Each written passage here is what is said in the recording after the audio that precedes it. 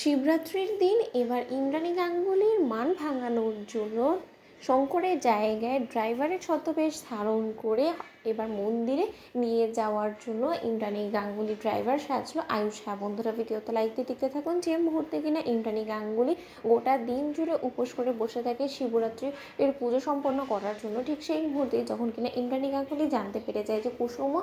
ঠিক তারই মতন করে উপোস করে বসে আছে শিবরাত্রির জন্য, ঠিক সেই মুহূর্তে ইন্দ্রাণী গাঙ্গুলি বলতে থাকে যে কুসুম, তাহলে আর তুমি এক মুহূর্ত দেরি না করে চলো আমার সঙ্গে, আমরা বরঞ্চ মন্দিরে গিয়ে সে পুজোটা সেরে ফেলবো। ঠিক সেই মুহূর্তে যখন কিনা কুসুম গাড়িতে উঠতে নেয়, ঠিক সেই সময় হঠাৎ করেই যখন কিনা কুসুমের নজর গিয়ে পড়ে আয়ুষের ওপরে, এবং কুসুম যখন বলতে থাকে যে না, এটা তো কোনো মতেই বাবা হতে পারে না, কারণ বাবাকে তো আমি খুব ভালো করেই চিনি এবং এটার পেছন দেখে তো কোনো মতেই মনে হচ্ছে না যে বাবা, তাহলে কে? ঠিক সেই মুহূর্তে কুসুম যখন কিনা এক পর্যায়ে দেখে ফেলে যে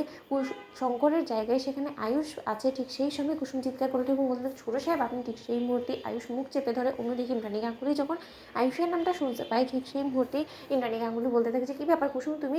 ছোটো সাহেব বললে যে কোথায়, তুমি আয়ুষকে কোথায় দেখতে পেলে? আমি তো এখানে কোথাও আয়ুষকে দেখতে পাচ্ছি না। ঠিক সেই মুহূর্তে আয়ুষ যখন বলতে থাকে ইশারা করে যে কুসুম, তোমার কাছে আমি হাত জোর করে অনুরোধ করছি, তুমি কোনো মতে মাকে এটা জানতে দিও না যে আমি রীতিমতো এখানে বসে আছি এবং আমি ড্রাইভ করে আজকে নিয়ে যাবো মাকে। সেই মুহূর্তে কুসুম যখন বলতে থাকে যে না না দেবীমা, আসলে আমার মনে হচ্ছিলো যে ওখানে কেউ একটা আছে ছোটো সাহেবের মতন দেখতে, তাই আসলে। ঠিক সেই সময় কুসুম যখন আয়ুষের মান রক্ষার খাতিরে যখন কিনা এক পর্যায়ে গাড়িতে বসে যায়, ঠিক সেই সময় কুসুম বলতে থাকি যে বাবার জায়গায় ছোটো সাহেবের আজকে কতটা দুর্দিন চলে এসেছে যে তাকে রীতিমতো ড্রাইভার সেজে দেবী মায়ের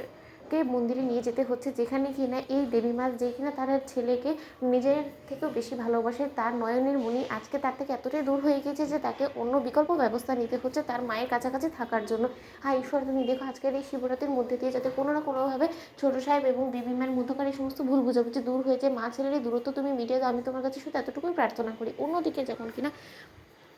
এক পর্যায়ে ইন্দ্রাণী গাঙ্গুলি মন্দিরে গাড়ি থেকে নামতে নেয়, ঠিক সেই সময় হঠাৎ করে ইন্দ্রাণী গাঙ্গুলি যখন হোঁচট খায়, তখনই আয়ুষ ইন্দ্রাণী গাঙ্গুলিকে চেপে ধরে এবং আয়ুষের ছোঁয়া পাওয়া মাত্র ইন্দ্রাণী গাঙ্গুলি যখন কিনা বলতে থাকে যে কেন আমার মনে হচ্ছে যে এটা শঙ্কর নয়, এটা আয়ুষ, কারণ আমার মনে হচ্ছে যে আয়ুষ আমার আশপাশেই আছে, আমার তো এরকমটা কখনো মনে হয় না, কেন আমার বারবার করে মনে হচ্ছে যে আয়ুষ আমার ধারের কাছেই আছে। অন্যদিকে আয়ুষ যখন বলতে থাকে যে মা, আমি কোনোদিনও চাই না যে তুমি আমার জন্য কষ্ট পাও, কিন্তু আজকে যে কষ্ট তোমার ছেলের জন্য তুমি পাচ্ছ, সেই সমস্ত কষ্ট